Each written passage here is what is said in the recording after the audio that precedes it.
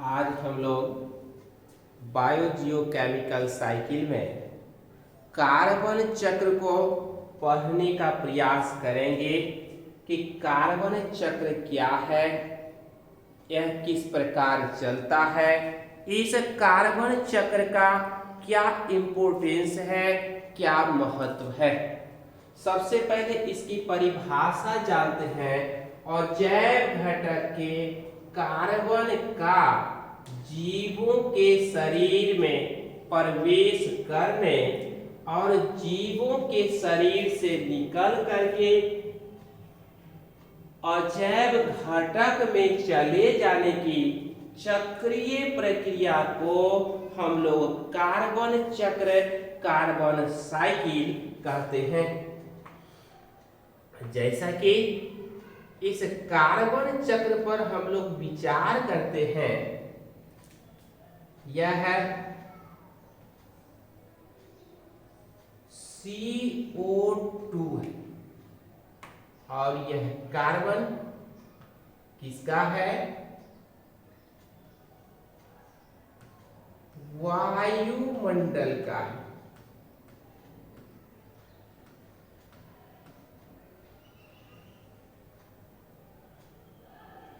अब इस कार्बन की सहायता से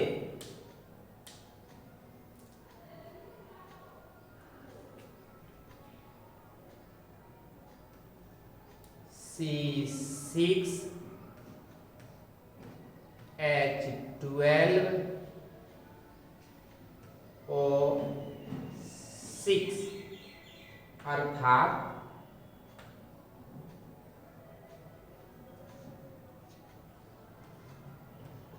ग्लूकोज का या फ्रुक्टोज का निर्माण होता है, का निर्माण होता है। और यह जो कार्बन डाइऑक्साइड से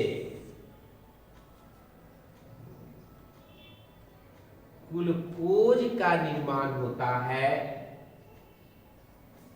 इस अभिक्रिया को हम लोग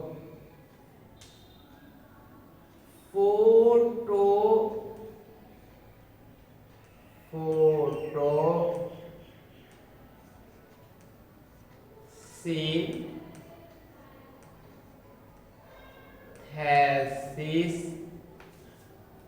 प्रकाश संश्लेषण कहते हैं। और इसी से कार्बोहाइड्रेट के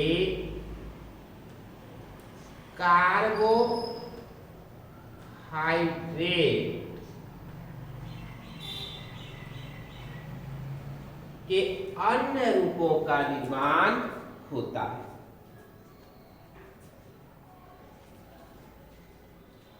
इसी से वसा, प्रोटीन, न्यूक्लिक एसिड भी बनता है। फैट, प्रोटीन,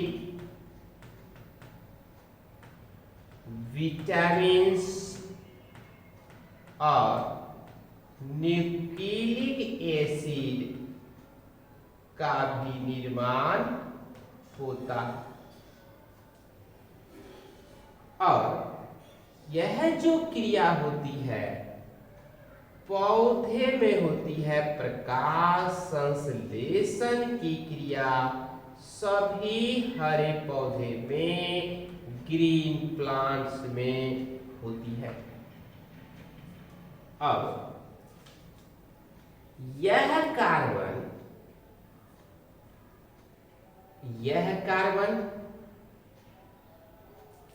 चला आता है, मतलब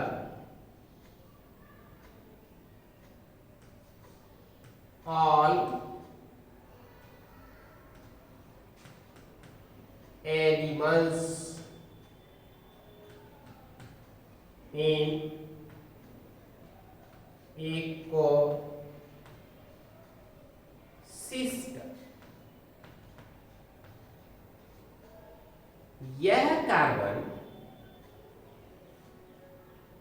यह जो कार्बन है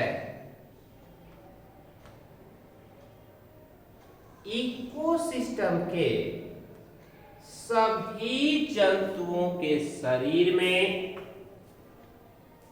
किस रूप में, या तो यह फूड चैन के रूप में या यह फूड वेब के रूप में पहुंच जाता है। और अब समय के साथ साथ इस हरे पौधे के जैव रासायनिक अभिक्रिया से इस हरे पौधे के जैव रासायनिक अभिक्रिया से यह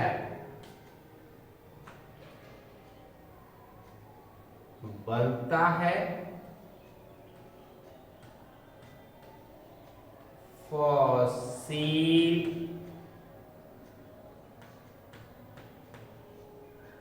फ्यूल। फॉसिल फ्यूल जीवाश्म ईंधन, और इस जीवाश्म ईंधन में है पेट्रोलियम,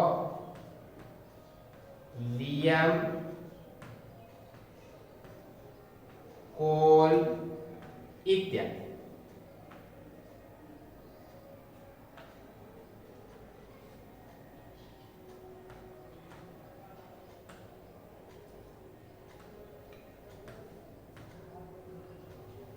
अब देखेंगे कि यह जो हरा पौधा है प्रकाश, यह इस हरे पौधे का लीफ मतलब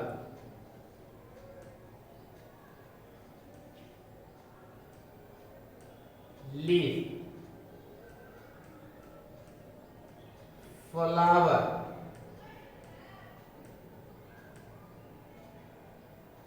फ्रूट,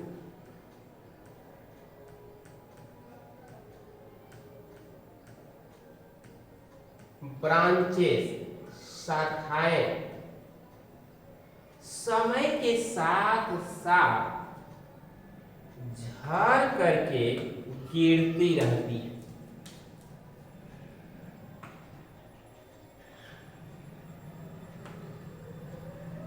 यह शुरुआत हम करते हैं सबसे पहले वायुमंडलीय कार्बन डाइऑक्साइड से, और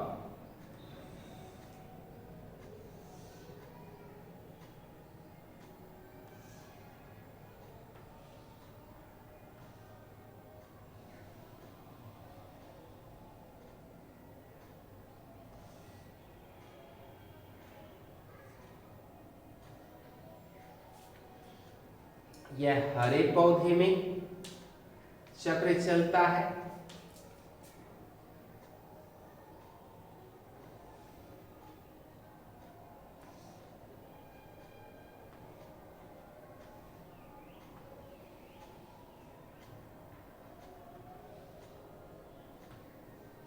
जंतु में आता है, इससे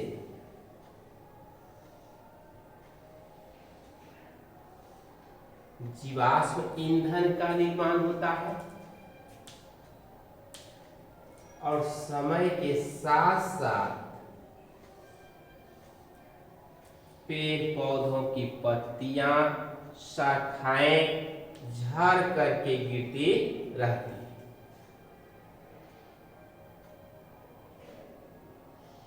इसी तरह से जंतु में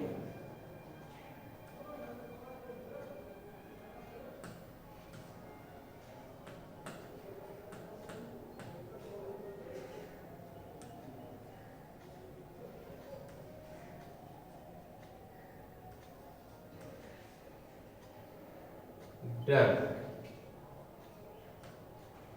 हॉर्न, hoof, hair,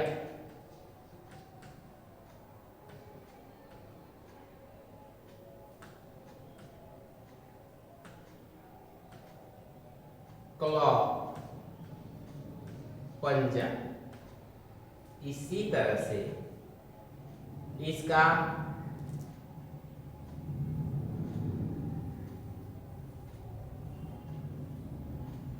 वेस्ट पदार्थ, उसके बाद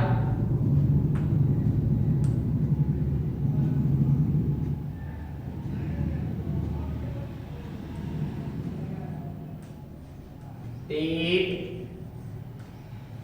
and decaying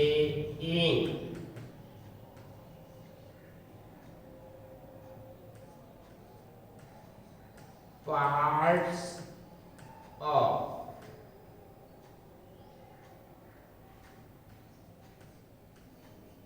plants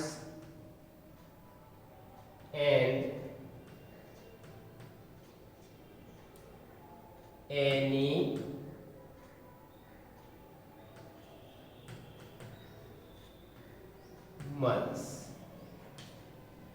उसके बाद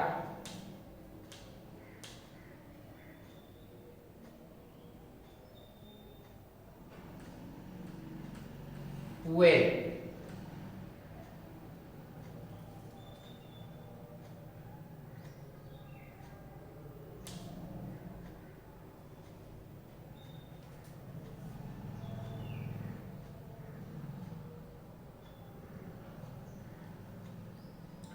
इस तरह से यह जीवों का मेड़ सड़ता गलता शरीर है। यह जीव जंतुओं का मल मूत्र अवशेष है। यह इसका ईंधन है।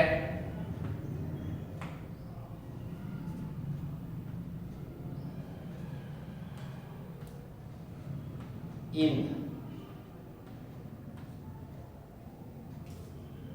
तो हम देखते हैं कि इस हरे पौधे के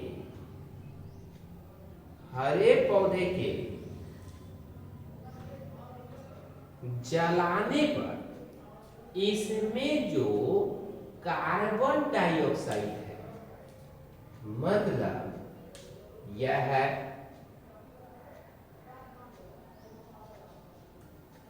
कार्बन डाइऑक्साइड यह निकल करके वातावरण में आता है। उसके बाद यह यहां से निकल करके वायु में चला जाता है।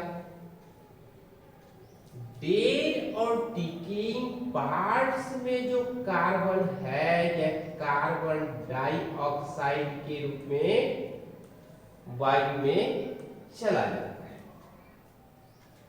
और हम यह भी देखते हैं कि यह जंतु का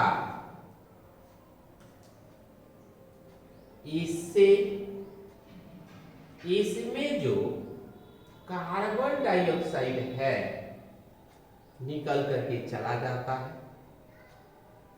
यह पेड़ पौधे की पत्तियां भी समय के साथ साथ सड़ती रहती है और यह जीवाश्म ईंधन भी यहाँ से इस तरह से जलने के बाद वायु में चला जाता है और इसमें जो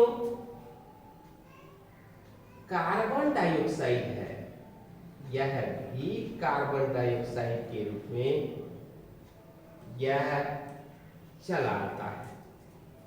तो इस तरह से यह चक्र चलता रहता है। तो इस तरह से हम कह सकते हैं कि इस धरती पर जो जीव है, यह जो जीव है कार्बन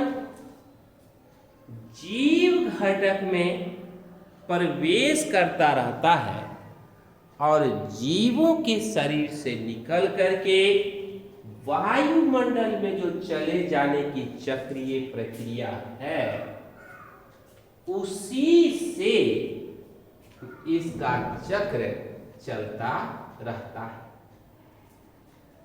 इसके अलावे भी यह जो कार्बन है, यह कार्बन यह कार्बन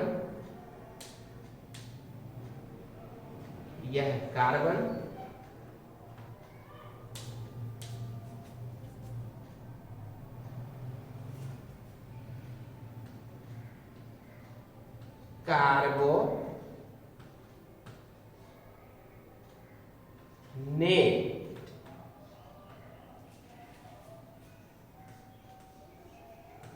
बाई कार्बोनेट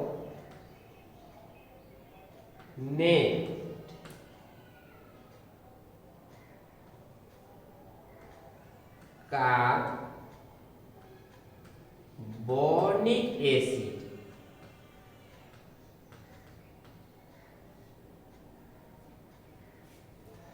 का निर्माण करता है और यह भी टूट करके यह जो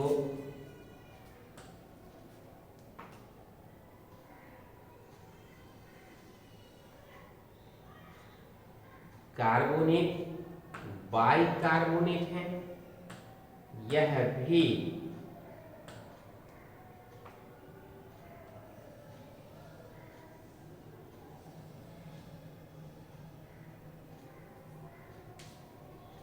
यह बनाता है किसे?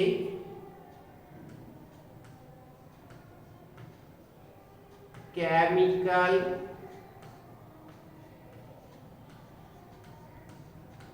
रिएक्शन से बनता है।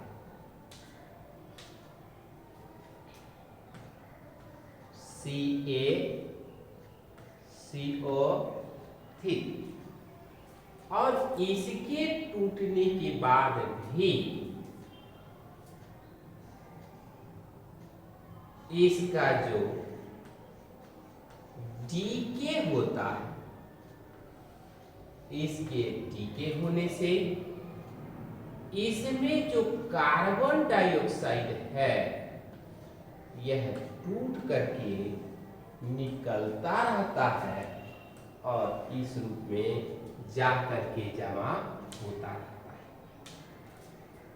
तो यह जो हम लोग देख रहे हैं कि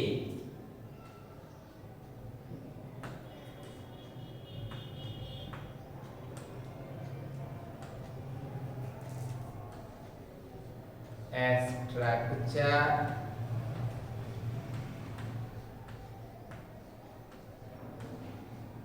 showing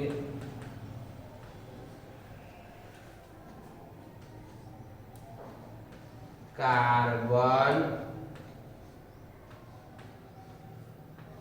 साइकिल, कार्बन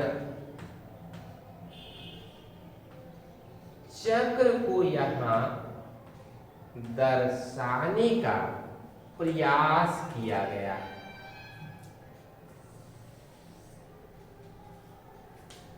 पुनः हम लोग ध्यान दें,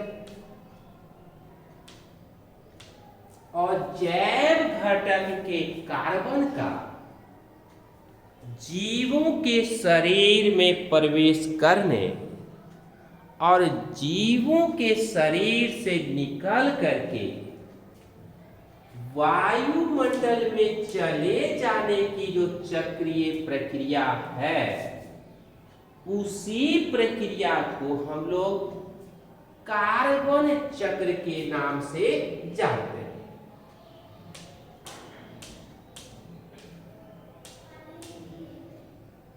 और यह कार्बन चक्र इस प्रकार चलता है कि प्रकाश संश्लेषण के दौरान, फोटोसिंथेसिस के दौरान यह कार्बन हरे पौधे में भोजन का निर्माण करता है और फिर रासायनिक अभिक्रिया के द्वारा कार्बनिक यौगिकों का निर्माण करता है। आहार श्रृंखला और आहार जाल के द्वारा यह कार्बन जंतुओं के शरीर में पहुंचता है। मीसोजोइक एरा में जीवाश्म ईंधन का निर्माण किया, पेट्रोलियम, कोयला। अब इसको जलाने से, चाहे लकड़ी को जलाएं, जीवाश्म ईंधन को जलाएं, इसमें कार्बन है, कार्बन डाइऑक्साइड के रूप में निकल करके चला जाएगा। या फिर जंतुओं का शरीर जलेगा तब भी उसमें उपस्थित कार्बन डाइऑक्साइड चला जाएगा और फिर मल मूत्र गोबर इसके जलने सड़ने गलने से जो कार्बन डाइऑक्साइड है वायुमंडल में चला जाएगा और जीवों के मरने के उपरांत यह वायुमंडलीय में कार्बन डाइऑक्साइड कार्बन के रूप में चला जाएगा। पत्थर चट्टान में जो कार्बन है अपरदन की क्रिया से यह टूटता फूटता रहेगा।